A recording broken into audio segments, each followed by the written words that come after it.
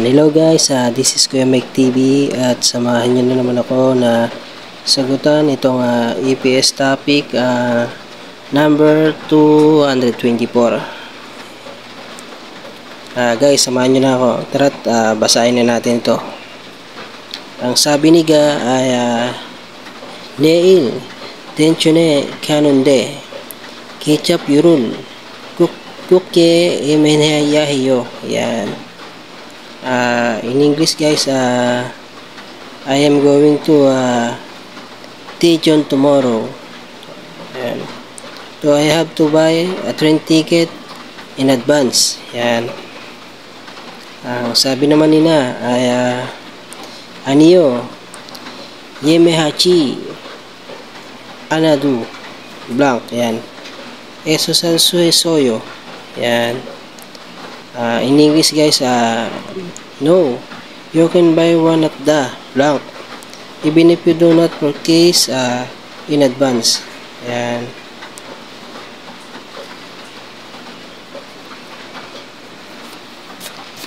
Proceed na tayo dito sa 4 choices. Ayan. Ang number 1 ay si Miepyusu. Ayan. Miepyusu. In English niyan guys ay ticket box. Yan. Ito naman tayo sa number 2. Si Anesu. Si Anesu guys, in English niyan ay information center. Yan. Anesu Information Center. Dito naman tayo kay number 3. Kaya Gwali Samusu. Yan. Si Gwali Samusu naman ay in English nito guys si control office. Yan. Ito naman si number 4 ay si Subisu Sento. Yan, Subisu Sento in English niyan guys ay customer service. Yan. Palagay nyo guys, anong tamang sagot yan? Comment down below sa nakakaalam ng sagot dito guys. Ayan, ulitin natin yung tanong Ang sabi ni Ga ay Neil Tenchune Kanunde Ketchup Yurul Kukke Yemehayeheyo.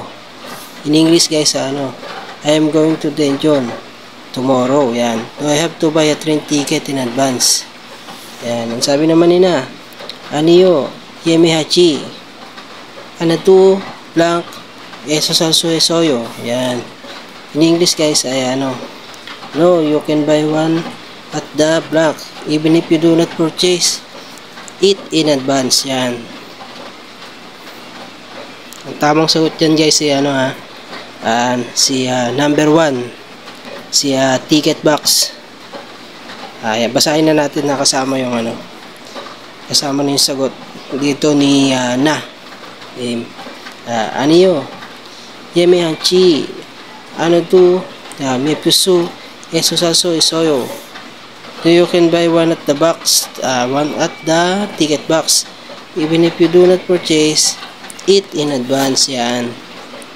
Tamang sagot dyan guys number 1. At ito nga pala yung mga important vocabs. Yan, si ticket box, information center, si control office, at saka si customer service. Yan. Kamsahamnida. Thank you.